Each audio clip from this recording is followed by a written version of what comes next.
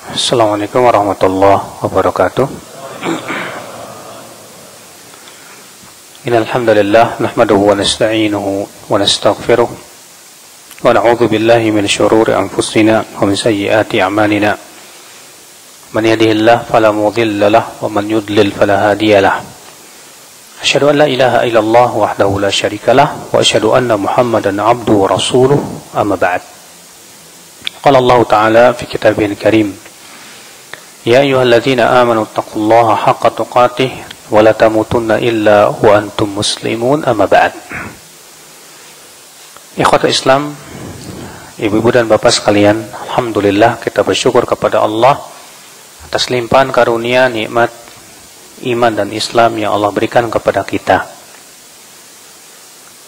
Di mana di sore hari ini Allah berikan kepada kita kekuatan untuk menaati Allah dengan melaksanakan sholat maghrib berjamaah. Pembahasan tentang adab adalah pembahasan yang cukup urgen Bapak sekalian. Karena Sufyan Ats-Tsauri berkata, Kunna nata'allamul adab kama nata'allamul ilm. Kami dahulu mempelajari adab itu seperti mempelajari ilmu. Bahkan sebagian mengatakan ta'allamul adab qabla an tata'allamul ilm. Pelajarilah dulu adab sebelum kamu belajar ilmu. Kenapa? Karena ilmu tanpa adab akan menyebabkan ilmu tidak berkah. Saya ingin membahas sebuah surat yang dikenal oleh para ulama dengan surat adab. Ya, kenapa? Karena isi surat itu isinya tentang adab. Itu surat Al-Hujurat. Di mana surat Al-Hujurat itu dari awal sampai akhir isinya tentang adab ya akhwal Islam, azakumullah wa iyyakum. Di mana dimulai dengan adab yang paling tinggi, yaitu surat Al-Hujurat. Surat Al-Hujurat, ya. Di mana Allah memulai adab yang paling tinggi, yaitu adab kepada Allah dan Rasulnya. Kemudian yang kedua, adab kepada Rasulullah SAW. Kemudian adab dalam menerima berita. Kemudian adab yang berhubungan dengan hubungan kaum muslimin. Ya, ketika terjadi pertikaian, kemudian bagaimana muamalah kita dengan sesama kaum muslimin. Dan ini Masya Allah surat yang tidak terlalu panjang, hanya sekitar 18 ayat atau kalau tidak salah atau lebih. Tapi isinya Masya Allah adalah dasar-dasar adab di dalam kehidupan. Allah mengatakan dalam surat ya ayat yang pertama, di sini Allah memulai adab yang paling tinggi dulu, yaitu terhadap Allah dan Rasulnya. Allah mengatakan, Ya ayyuhalladzina amanu, hai orang-orang yang beriman, La tuqaddimu baina yadayillahi wa rasulih. Jangan kamu mendahului Allah dan Rasulnya.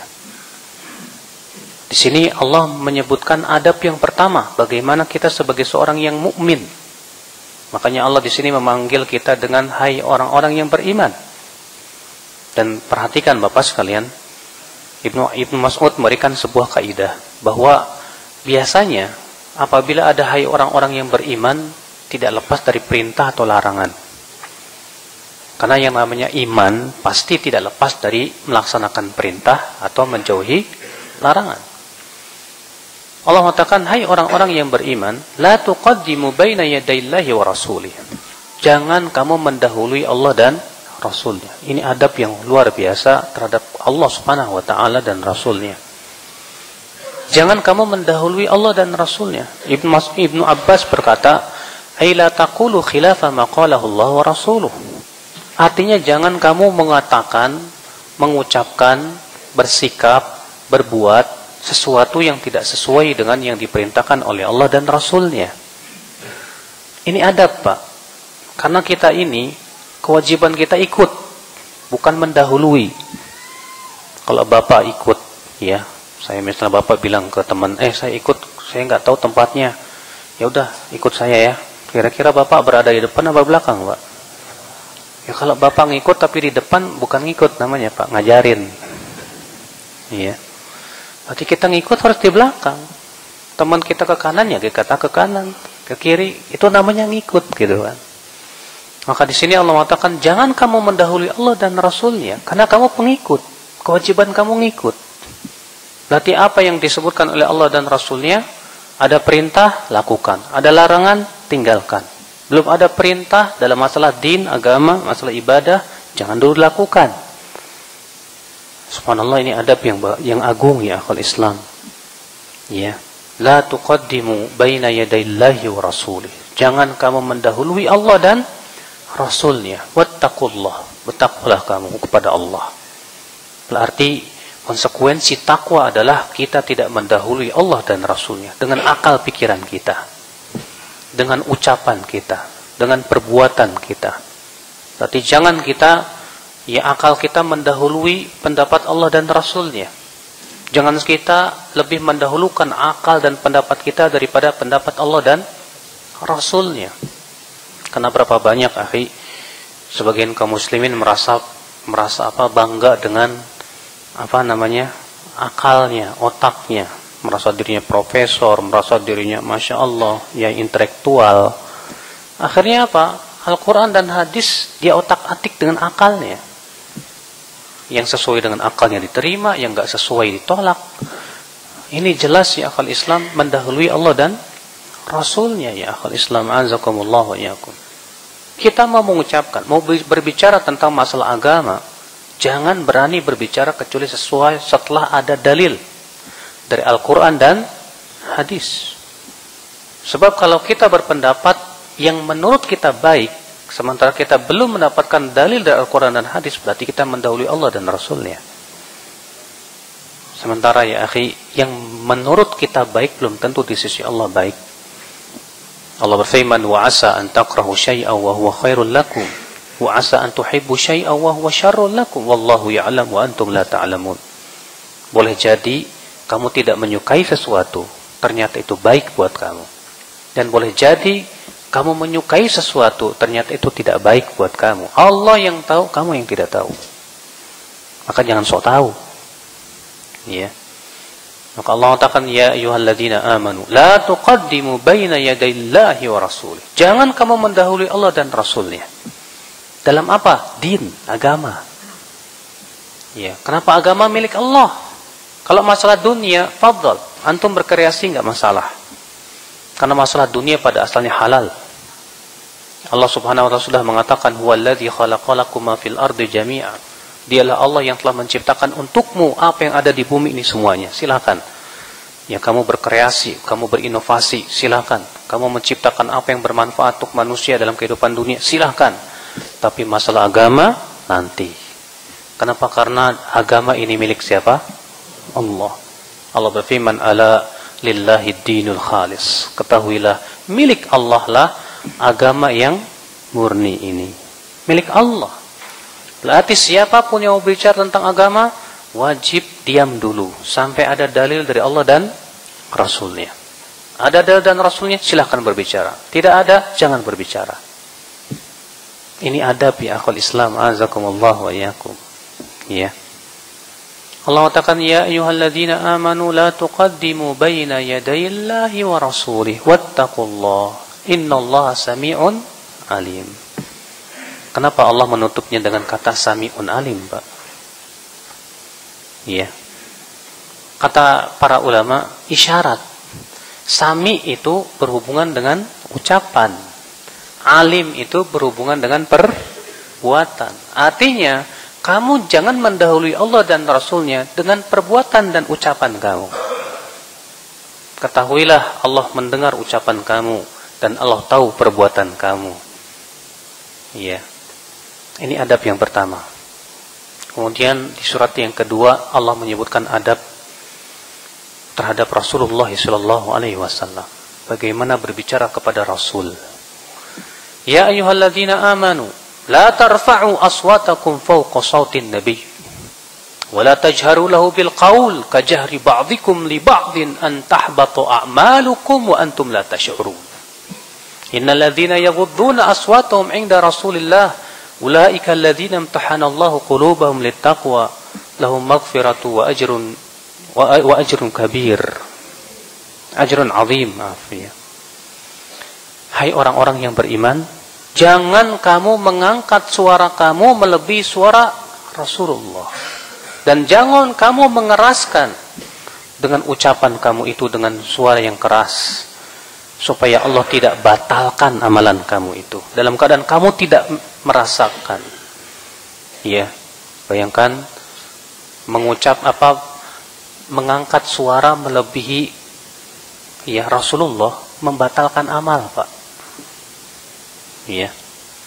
Bagaimana kalau itu suara yang diangkat melebihi suara Rasulullah bisa membatalkan amal? Bagaimana kalau kita lebih mengangkat pendapat kita daripada pendapat Rasulullah SAW? Bagaimana kalau kita lebih mengangkat akal kita daripada Rasulullah SAW? Kalau suara saja ya bisa membatalkan amal, apalagi itu lebih besar lagi, Pak. Luar biasa ya akhwal Islam. Maka Allah mengatakan, la tarfa'u aswatakum fawqa sautin nabi wa la tajharu lahu bil qaul kajahri ba'dikum li ba'din an tahbata a'malukum wa antum la tash'urun. Jangan kamu angkat suaramu melebihi suara Rasulullah. Jangan kamu mengeraskan suaramu kepada Rasulullah seperti sebagian kalian mengeraskan kepada sebagian yang lain. Artinya sikap kamu kepada Rasul harus beda. Jangan seperti sama dengan ya kepada sesama kita. Kalau kita mungkin manggil teman kita biasa, tapi untuk Rasulullah tidak. Makanya adab para sahabat ya, kalau bicara dengan Rasulullah apa? Mereka berbicara dengan lembut dan mereka panggil dengan ucapan ya Rasulullah, ya Nabi Allah. Ini menunjukkan, Pak, kita harus beradab juga kepada hadis-hadisnya. Sekarang Rasulullah sudah meninggal dunia, tapi kan masih ada hadis-hadisnya, Pak. Berarti kata para ulama, kita harus beradab terhadap hadis Rasulullah SAW. Dengan cara apa? Kita tidak mendahulukan pendapat kita daripada pendapat Rasulullah. Makanya Imam Syafi'i mengatakan apa? Idza wajadtum fi kitabi ma yukhalifu qawla Rasul faqal fal qawlu ma qalahu Rasul. Kalau kalian mendapatkan dalam buku saya ini pendapat saya yang bertabrakan dengan sabda Rasulullah, yang harus kalian dahulukan adalah sabda, karena beliau mempraktikkan ayat ini ya akhwal Islam, azakumullah ya. Lalu Allah mengatakan innal ladzina yaghudduna aswatahum 'inda Rasulillah ulaika alladzina imtahanallahu qulubahum littaqwa. Sesungguhnya orang-orang yang merendahkan suaranya di sisi Rasulullah, mereka itu orang-orang yang diuji ya hati mereka untuk takwa. Masya Allah. Nanti orang-orang yang merendahkan dirinya di hadapan Rasulullah, di hadapan hadis Rasulullah, di hadapan dalil, ini orang-orang yang sudah Allah uji hatinya itu. Ya. Kemudian Allah mengatakan, innal ladzina yunadunaka min wara'il hujurati aktsaruhum la ya'qilun. Sesungguhnya orang-orang yang memanggil kamu dari belakang bilik rumahmu itu kebanyakan orang-orang yang tidak berakal. Artinya yang memanggil kamu dengan suara yang keras, "Hai Muhammad," dan yang lainnya dengan suara-suara seperti itu orang tidak berakal, kata Allah. Maka tentu, Pak, lebih tidak berakal lagi kalau ada orang yang lebih mengedepankan pendapatnya dari pendapat Rasul. Jelas lebih tidak berakal. Walaupun dianggap itu menurut akalnya benar. Tapi yang menurut dia belum tentu benar menurut Allah dan Rasulnya. Kemudian adab selanjutnya. Nah, ini adab yang berhubungan dengan menerima berita. Allah berfirman, "Ya ayyuhalladzina amanu, in ja'akum fasiqun binaba'in fatabayyanu an tusibu qauman bijahalah fatusbihu 'ala ma fa'altum nadimin." Hai orang-orang yang beriman, apabila datang kepada kamu orang fasik membawa berita, maka periksalah dulu. Cross check dulu, supaya kamu tidak menuduh orang lain dengan kebodohan, sehingga kalian nanti menyesal akibat perbuatan tersebut. Lihat, Pak, di sini Allah menyebutkan tentang adab menerima berita. kalau datang yang membawa berita orang fasik kepada kamu, maka cross check dulu. Gimana kalau yang membawa berita orang kafir, Pak? Kalau orang fasik aja, orang fasik siapa sih, Pak? Fasik itu pelaku dosa besar. Harus cross check. Gimana kalau yang membawa berita orang kafir? Ditolak. Tapi kenapa kita lebih senang mendengar berita dari orang kafir, Pak? Dari CNN, dari ini, dari itu. Itu kan berita-berita dari orang-orang kafir semua. Ya. Tapi Bapak suka nonton televisi, berita-berita, wartawannya fasik nggak? Bapak sering nonton, sering khotam koran. Ya. Khotam koran, bukan Quran. Ya, khotam koran. Itu wartawannya fasik nggak? Hati-hati, Pak. Menerima berita itu penting sekali, terutama berhubungan dengan berita kaum muslimin. Dalam Al-Qur'an, Pak, ada ayat, ini ayat tentang adab menerima berita. Ada lagi ayat tentang men-share berita. Itu dalam surat An-Nisa. Ayatnya yang keberapa ya? Astagfirullahaladzim. Ada mushaf enggak? Surat An-Nisa ayat 83 apa ya? 63. Allah mengatakan wa idza ja'ahum amrun minal amni awil khaufi adha'u bih. Wa idza ja'ahum amrun minal amni awil khaufi adha'u bih. Apabila datang kepada mereka berita, ada enggak, ketemu enggak? Surat keberapa? Ayat keberapa? 43. 83 ya, betul. 83. Apabila datang kepada mereka berita yang berhubungan dengan rasa aman dan rasa takut, segera di-share. Segera kalau sekarang zamannya nge-share nih, Pak. Ya, di Facebook, di mana lagi, Pak? Di WhatsApp, ya, di media sosial. Coba, Al-Quran sudah memberikan kepada kita adabnya loh, Pak. Bagaimana adab menerima berita dan bagaimana adab men-share berita. Kalau yang sedang kita bahas ini dalam surat Al-Hujurat, adab menerima berita. Allah mengatakan, apabila datang kepada kamu orang fasik membawa berita, kalau itu orang fasik, bagaimana kalau orang itu tidak Anda kenal? Harus hati-hati, Pak. Zaman sekarang ini kan provokator banyak, Pak. Tapi kenapa kita kalau baca di ini langsung kita share tanpa kita periksa dulu? Ini siapa yang ngasih berita?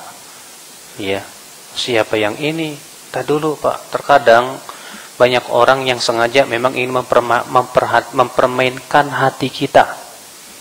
Bagaimana supaya kaum muslimin bergejolak? Bagaimana kaum muslimin marah? Bagaimana kaum muslimin terbakar hatinya?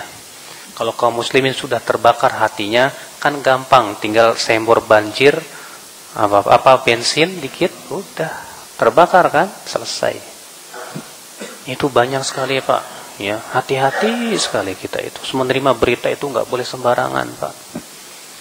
Kata Rasulullah SAW, "Kafa bil mar'i kadziban an yuhadditsa bi kulli masami." Cukuplah bagi seseorang dusta dia sampaikan semua yang didengar oleh telinganya itu. Harus apa? Dipilih. Iya, dalam surat An-Nisa ayat 83 tadi apa? Apabila datang kepada mereka di sini siapa? Orang munafik. Berita yang berhubungan dengan rasa aman dan rasa takut, adha'u bih, langsung disebarin. Tuh, lihat. Apa kata Allah? Walau radduhu ila rasul wa ila ulil amri minhum. Kalaulah mereka kembalikan dulu kepada Rasul dan ulil amri di sini ulama. Iya, semua ulama tafsir mengatakan ulama ulil amri di sini. Kalaulah mereka kembalikan dulu kepada Rasul dan para ulama, akan tahulah di antara mereka yang bisa beristimbat, apakah berita ini berhak disebar atau tidak. Berarti di sini men-share berita harus dikembalikan dulu kepada para alim ulama. Tanya sama ulama, ini kira-kira berita boleh saya sebarin apa enggak ya? Kalau kita kan enggak begitu adabnya. Yang menurut kita, wah ini harus di-share nih, share. Ternyata apa yang terjadi malah menimbulkan fitnah. Hati-hati, Pak. Dalam ayat ini mengatakan, ya ayyuhalladzina amanu, hai orang-orang yang beriman, in ja'akum fasiqun binaba'in fatabayyanu. Apabila datang orang fasik membawa berita, maka periksalah dulu dengan teliti. Tahukah Bapak sekalian sebab turunnya ayat ini? Adalah Nabi SAW mengirim seorang sahabat, saya lupa nama sahabatnya, untuk mengambil zakat suatu kaum. Maka pergilah ia dan kaum tersebut mendengar kedatangan penerima zakat. Mereka pun datanglah untuk menyambut dengan menghunuskan pedang-pedang mereka. Tujuannya mau menyambut. Ketika sampai mereka melihat, waduh kok. Akhirnya apa? Wah, mereka membunuh saya. Pergilah dia langsung ke kota Madinah. Dan dia mengatakan ke Rasulullah, mereka malah mau membunuh saya. Rasulullah marah. Akhirnya Rasulullah mengirimkan pasukan untuk menyerang mereka. Bingung mereka, loh, kok kami diserang? Ada apa? Setelah cross-check, rupanya nih suudon duluan. Nah, akhirnya apa? Oh, rupanya penyakitnya pada pembawa beritanya, Pak. Udah suudon duluan. Ya, terkadang kan kita begitu, Pak. Ya, kita terkadang kalau suudon dulu, kalau udah suudon apa coba? Menyimpulkan berdasarkan kesimpulan yang berada di atas suudon, gitu kan?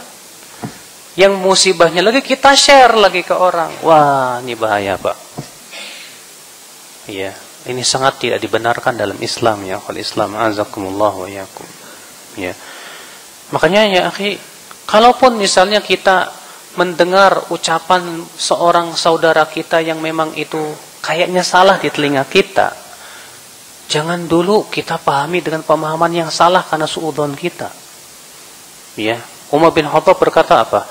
La tadhunnanna bi kalimatin kharajat min fi akhika su'an wa anta tajidu laha mahmala.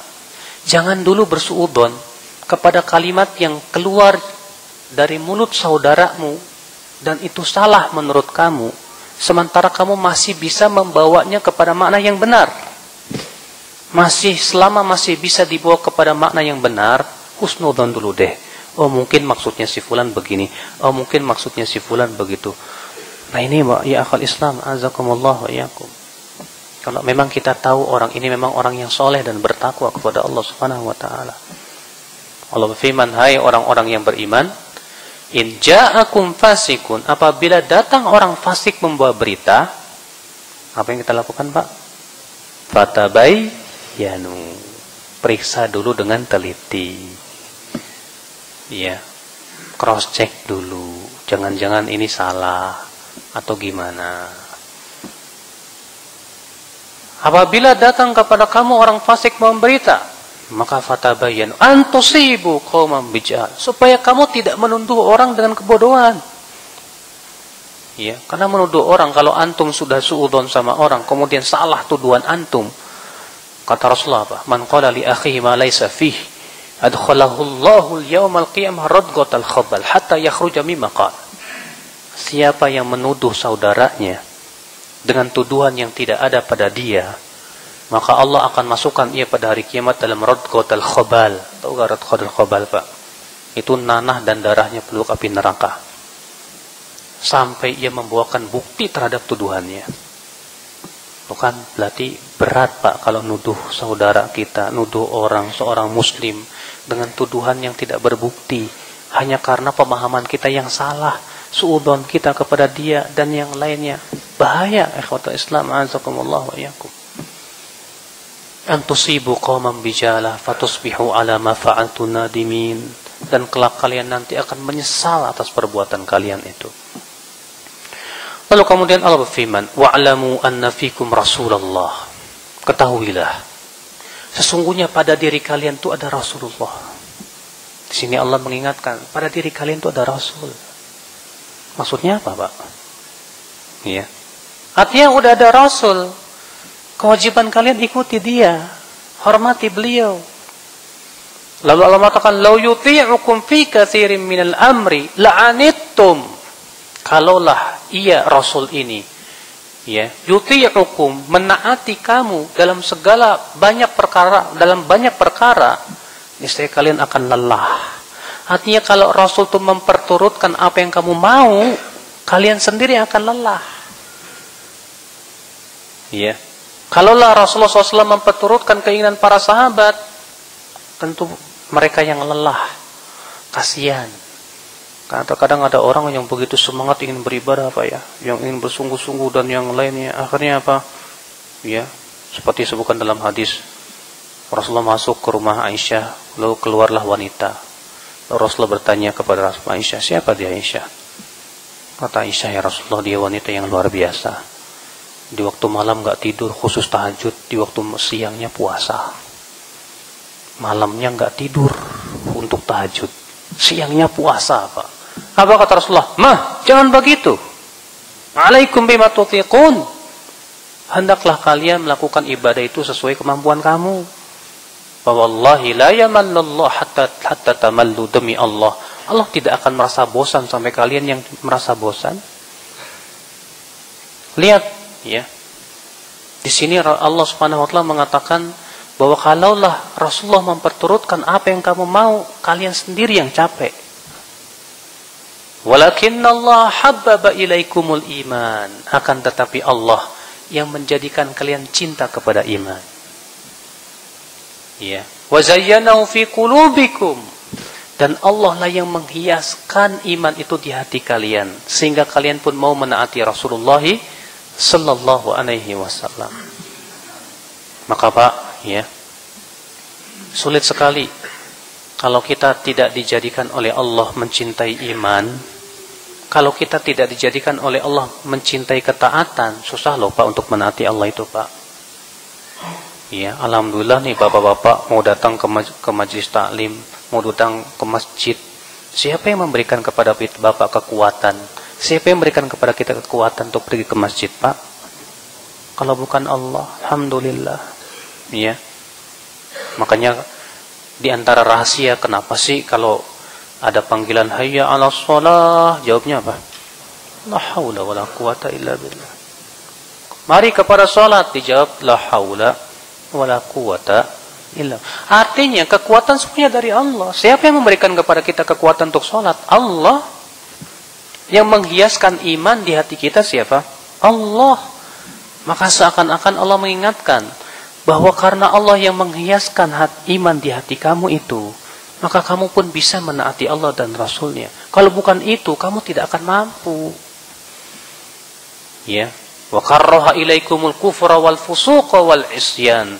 Dan Allah menjadikan kamu tidak suka kepada kekafiran, kepada kefasikan dan kemaksiatan. Ulaika humur rasyidun. Maka orang inilah orang-orang yang berakal, orang-orang yang terbimbing.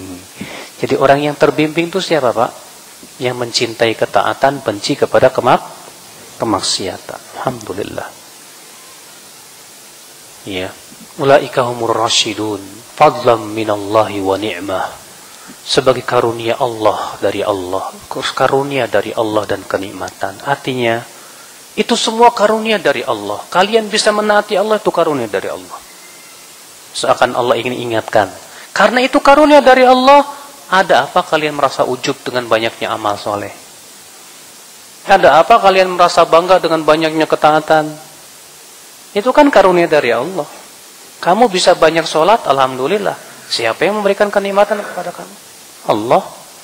Kamu punya banyak ilmu, alhamdulillah. Siapa yang memberikan kepada kamu kekuatan ilmu? Allah. Jadi kenapa kamu harus sombong dengan banyaknya ilmu tersebut?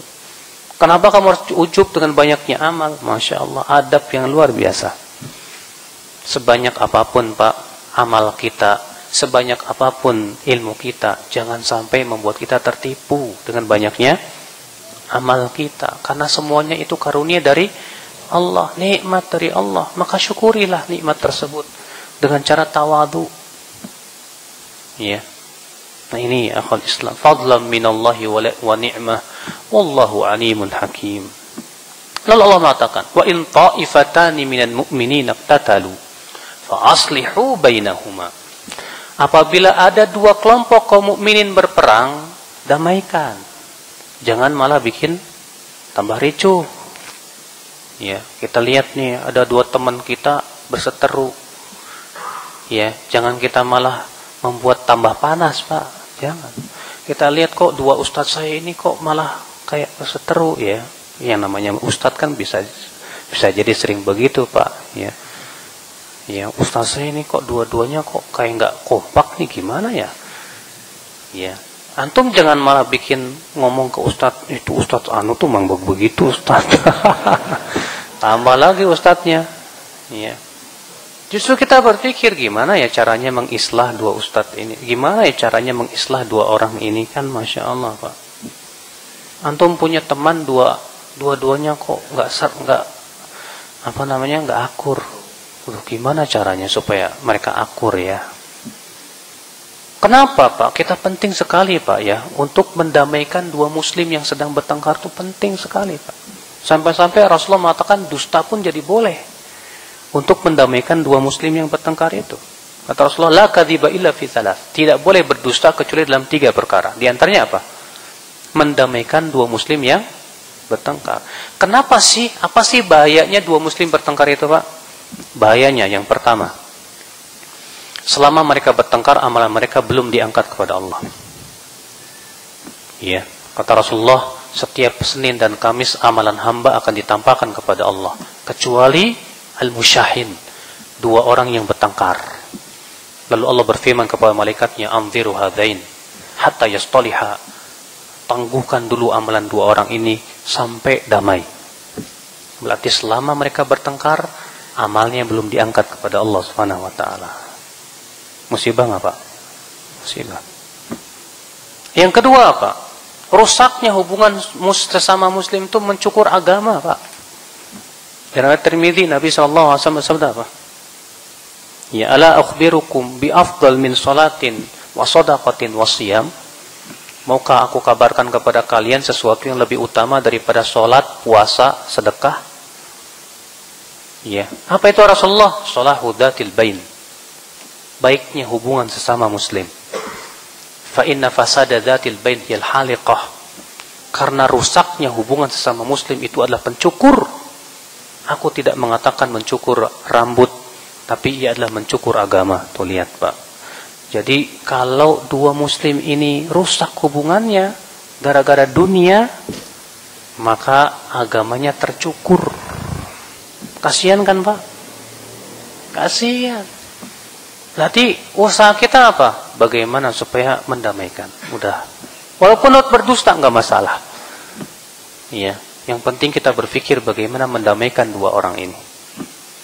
Wa in ta'ifatani minal mu'minina iqtatalu fa aslihu bainahuma fa in baghat ihdahuma 'ala al-ukhra faqatilul lati tabghi hatta tafi'a ila amrillah.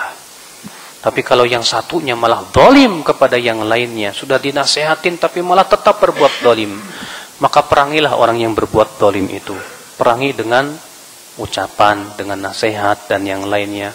Kalau punya kekuatan ya dengan pedang mungkin. Kalau memang zalimnya keterlaluan. Ya. Faqatilul lati tabghi hatta tafi'a ila amrillah. Fa in fa'at fa aslihu bainahuma bil 'adli wa aqsitu. Innallaha yuhibbul muqsitin.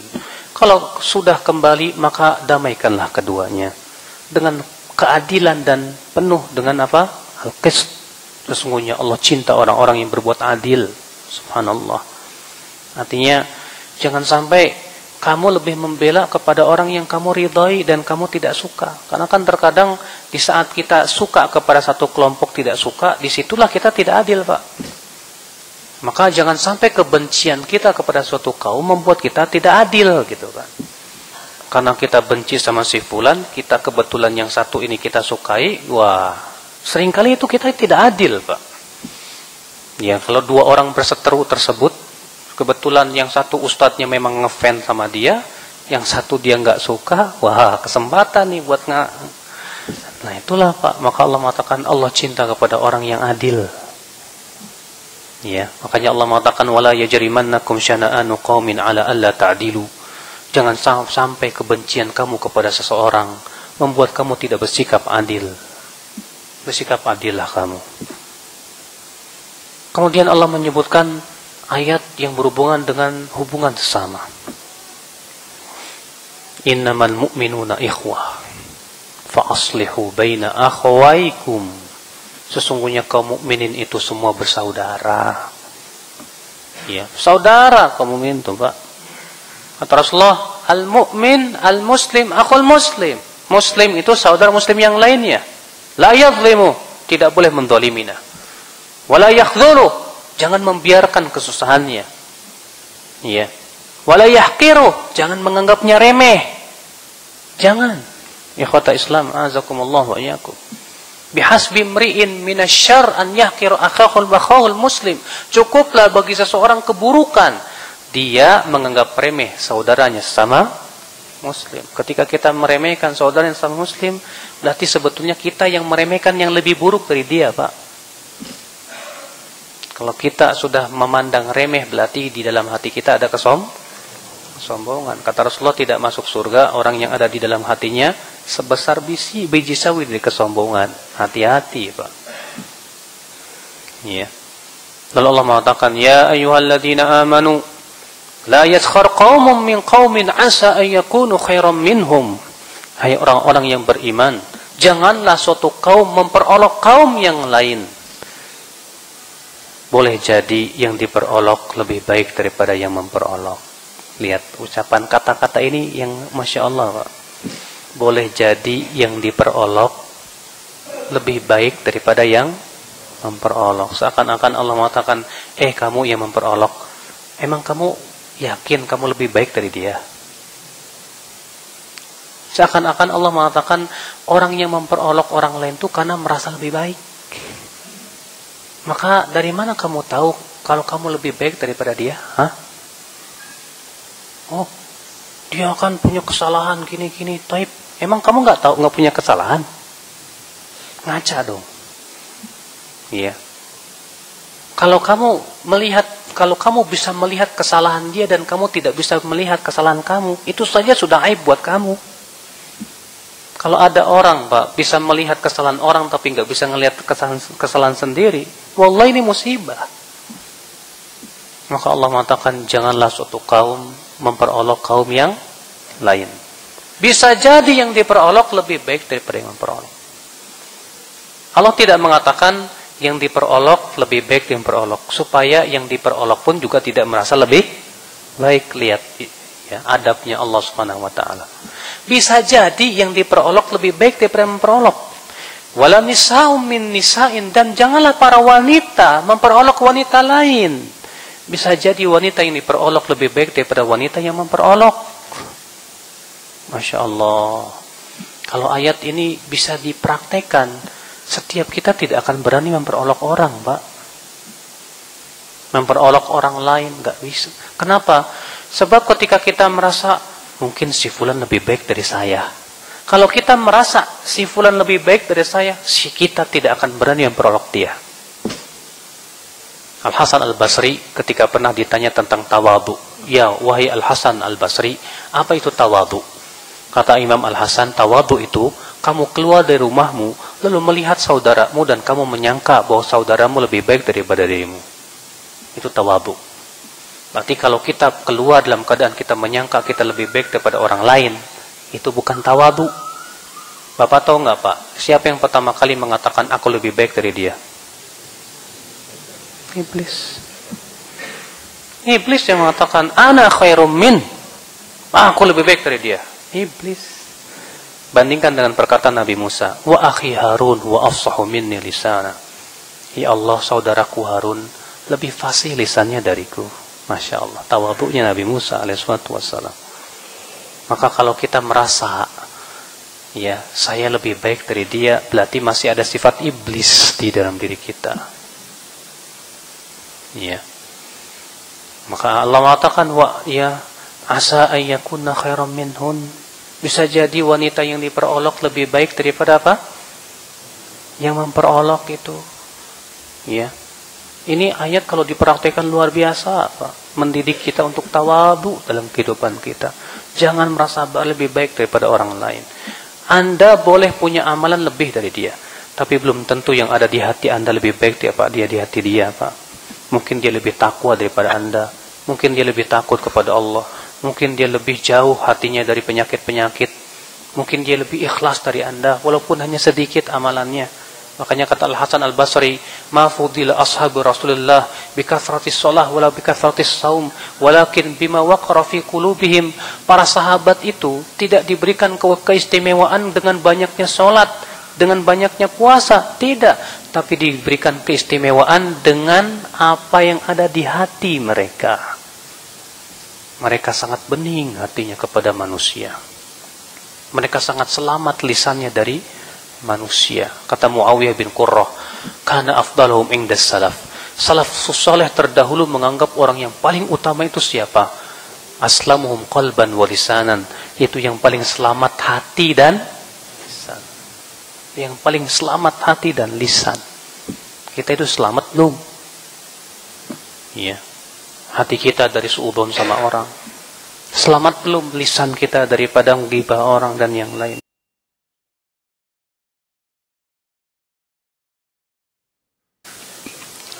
Assalamualaikum warahmatullahi wabarakatuh.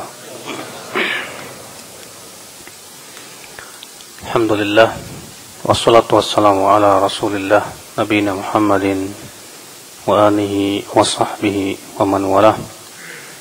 Asyhadu an la ilaha illallah wahdahu la syarikalah wa asyhadu anna Muhammadan abduhu wa rasuluhu wa ba'd.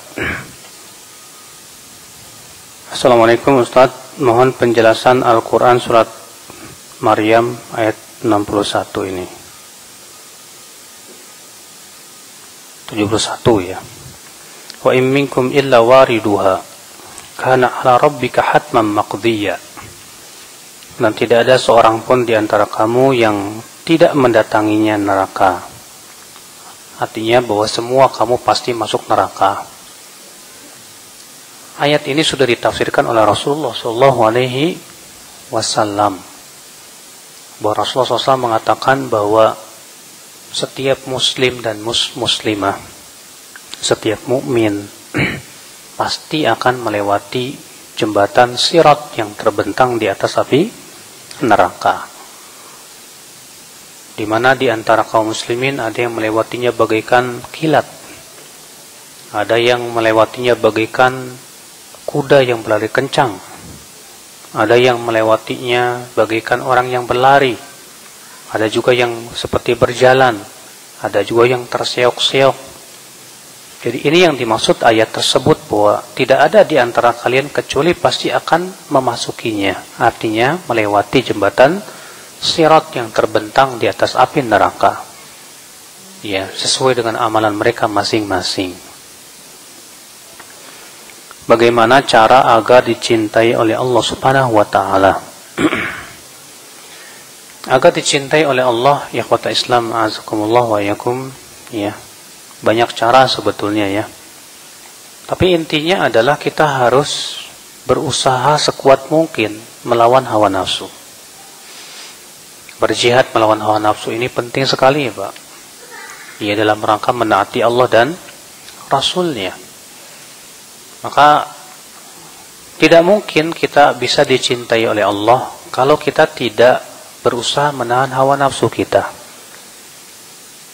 Maka kalau kita ingin dicintai oleh Allah, lakukan perintah-perintah Allah, jauhkan larangan-larangan Allah.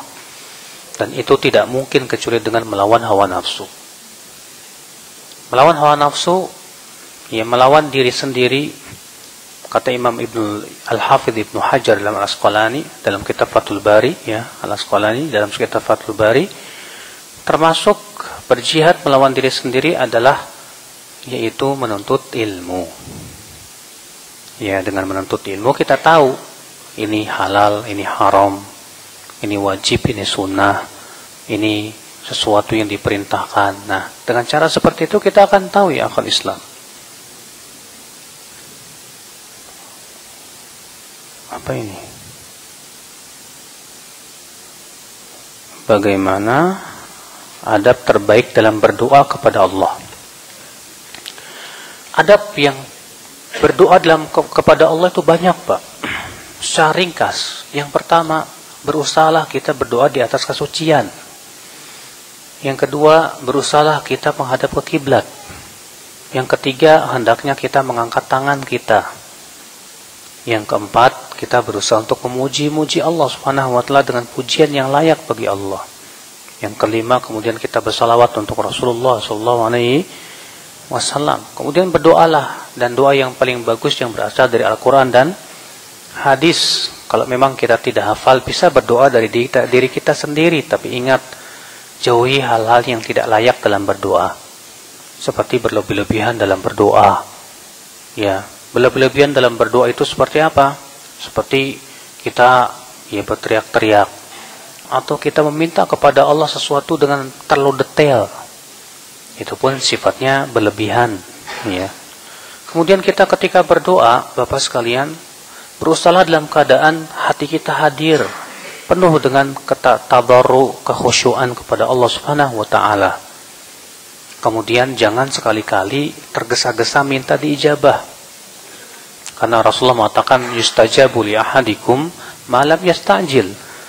Senantiasa seseorang itu akan dikabulkan doanya selama tidak tergesa-gesa. Nanti kalau dia tergesa-gesa, ya Allah udah setahun kok nggak dikabulin. Ya Allah udah 2 tahun nggak kabulin, dah capek ya. Itu tandanya kita tidak akan dikabulkan oleh Allah Subhanahu wa taala. Ya, Umar bin Khattab memberikan kepada kita sebuah tips yang sangat bagus supaya kita tidak cepat bosan dalam berdoa. Kata beliau, "Innila ahmilu hammal ijabah, walakinni ahmilu hammad du'a. Faman ulhimad du'a fal ijabatu ma'ah," kata beliau. Aku tidak membawa keinginanku yang terbesar adalah diijabah, tidak. Tapi yang aku inginkan yang terbesar adalah merealisasikan doa itu sendiri. Karena siapa yang diberikan ilham untuk berdoa, maka ijabah akan datang bersamanya. Karena kata Rasulullah, setiap doa muslim itu pasti dikabulkan, tapi Allah mengabulkan doa muslim itu dengan salah satu dari 3. Yang pertama, mengijabah apa yang dia minta. Atau yang kedua, disimpan di surga. Atau yang ketiga, diselamatkan dari mara bahaya. Jadi pengabulan doa itu nggak harus sesuai dengan apa yang kita minta, Pak. Karena Allah yang paling tahu apa yang paling maslahat buat kita. Ya. Maka dari itu jangan kita merasa putus asa dari berdoa. Ya, teruslah berdoa. Ya, sehingga Allah Subhanahu wa taala mengijabah doa-doa kita insyaallah.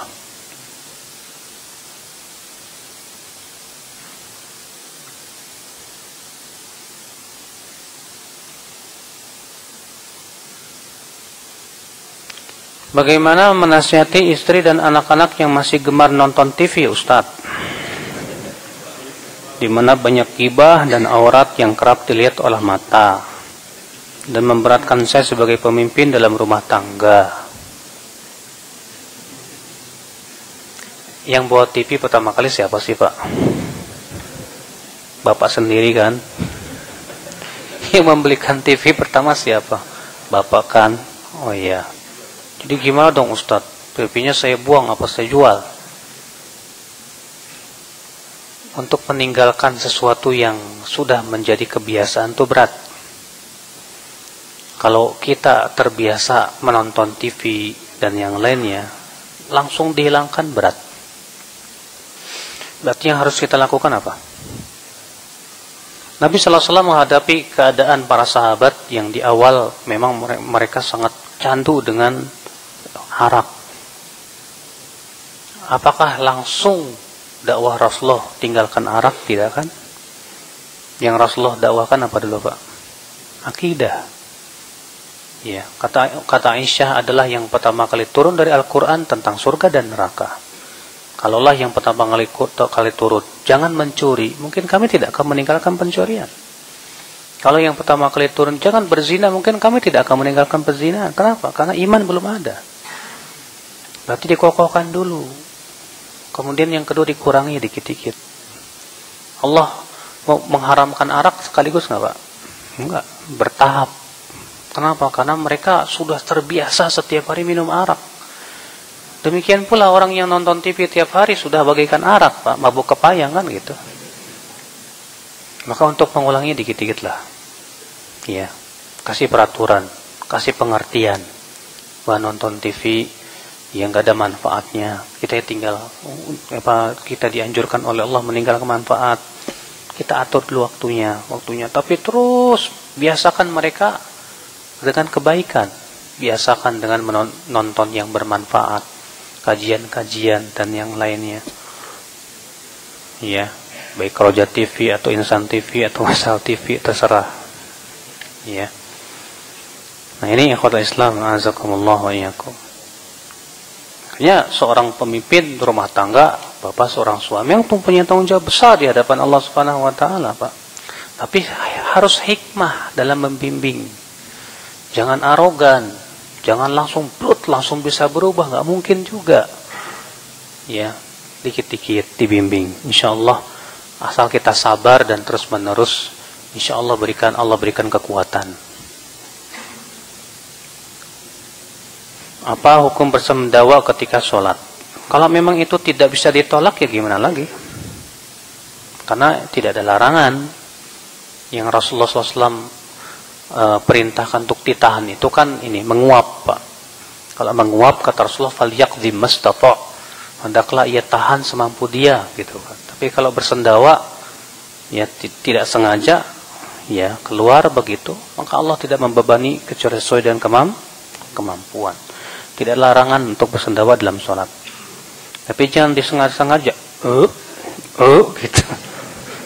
Iya, ketika sedang sholat jangan, Pak. Iya.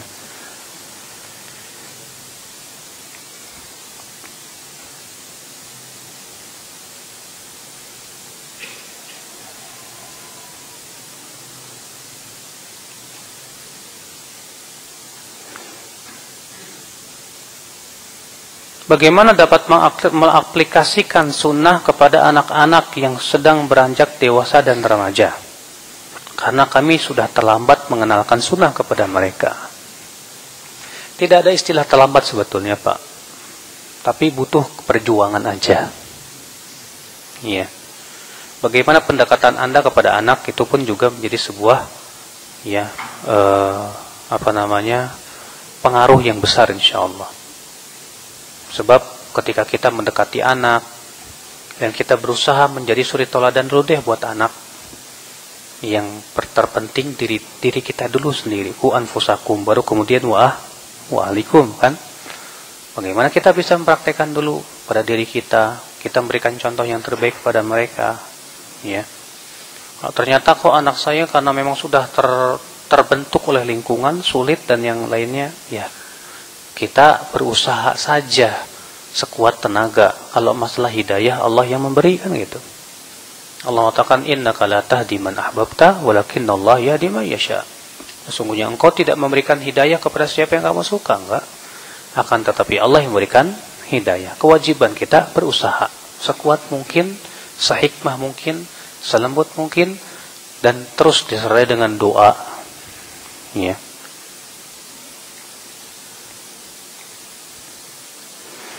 Tadi ada hadis yang bermakna bahwa jika ada setitik kesombongan dalam hati tidak akan masuk surga, meskipun dia tidak pernah syirik sedikit pun kepada Allah. Terkadang, Pak, ada hadis-hadis yang kita merasa tidak paham, ya Pak, ya. Tidak masuk surga orang yang berada di dalam hatinya sebesar biji sawi dari kesombongan. Waduh, berarti nggak masuk surga dong, alias kekal di neraka. Nah, ini harus difahami dengan benar. Orang yang tidak masuk surga itu ada dua, Pak. Ada yang tidak masuk surga selama-lamanya, kekal. Ada yang tidak masuk surga untuk sementara waktu, tapi kemudian setelah itu masuk surga. Nah, kesombongan ini jenisnya juga berbeda-beda. Ada kesombongan iblis. Siapa yang sombongnya sombong iblis? Sombong kepada Allah, tidak mau taat kepada Allah, tidak mau tunduk kepada Allah karena kesombongan dia kepada Allah. Ini menyebabkan dia nggak masuk surga sama sekali. Tapi kalau kesombongan dia itu hanya sebatas kepada manusia, dalam artian dia meremehkan, tapi kepada Allah dia nggak sombong, maka yang seperti ini kesombongan yang kecil namanya, Pak. Itu menyebabkan pelakunya terancam masuk neraka, tapi tidak kekal dalam api neraka bila ia mati dan wafat di atas la ilaha illallah. Karena Rasulullah tegas mengatakan, ya man kana akhiru kalami la ilaha illallah dakhalal jannah. Ya, berarti orang yang wafat di atas la ilallah masuk surga. Walaupun dia membawa dosa-dosa, iya, tapi keyakinan Ahlussunnah wal Jamaah mereka tidak kekal dalam api neraka. Bagaimana caranya Ustadz mempersatukan saudara muslim yang sedang bertengkar dalam Islam? Allah tidak menyebutkan cara khusus, Pak. Tapi tetap melihat yang paling maslahat. Dan sudah saya sebutkan terkadang dusta pun juga boleh dalam hal seperti ini. Yang terpenting bagaimana caranya dua muslim ini ya damai.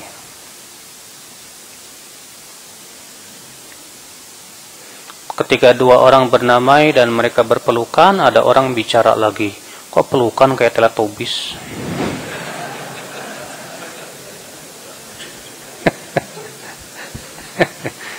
Emang terkadang Pak ya, di masyarakat kita ini ada aja orang yang usil mulutnya, Pak.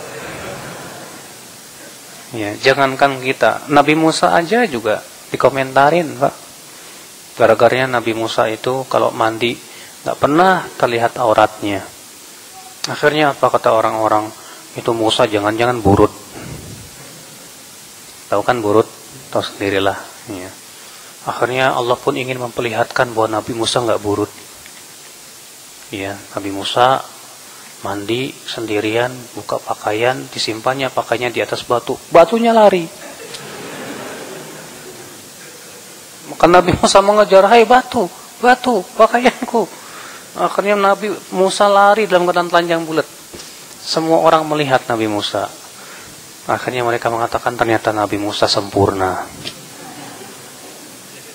Iya. Setelah itu baru kemudian batu berhenti. Dipukulnya batu itu sampai dengok, Pak. Iya. Itu Nabi Musa aja, ada aja yang mulut yang usil. Itu Nabi, apalagi kita kan gitu. Iya. Maka kalau berpelukan nggak masalah. Memang sunahnya berpelukan itu di saat ketika lama kita nggak bertemu. Kalau dua orang ini bermusuhan, nggak pernah dia ketemu, nggak pernah dia salaman, dan akhirnya didamaikan berpelukan, ya udah. Mudah-mudahan jangan cuma berpelukan tapi hatinya masih jauh gitu kan. Kadang-kadang orang begitu ya. Pelukan sih pelukan, hatinya masih gitu kan. Wah ini.